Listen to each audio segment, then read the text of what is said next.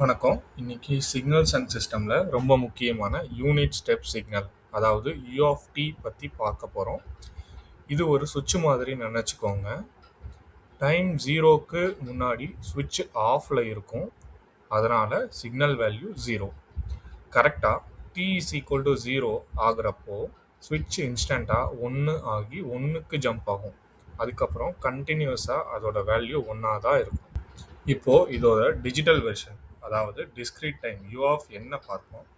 Computer சிக்னல்ஸில் கண்டினியூஸாக கோடு மாதிரி இருக்காது, எப்போயுமே அது சாம்பிள்ஸாக தான் இருக்கும். அதாவது n நெகட்டிவாக இருந்தால் வேல்யூ எல்லாமே 0. அதே சமயம் when n is equal to 0ல் இருந்து சாம்பிள் வேல்யூஸும் 1. நடுவில் எந்த லைனும் கிடையாது, வெறும் புள்ளியாக தான் இருக்கும். கடைசியாக டைம் ஷிஃப்டிங். இந்த சிக்னல் 2 செகண்ட்ஸ் டிலே பண்ணால் என்ன ஆகும்? அதான் u of t minus 2. Signal t is equal to 2 வரைக்கும் 0ல் இருந்து லேட்டாக ஆன் ஆகுது. ஒரு ட்ரெயின் 2 hours டிலே ஆனால் எப்படி லேட்டாக வருமோ அதே மாதிரி தான் இந்த மொத்த சிக்னல் ரைட் ஷிஃப்ட் 2.5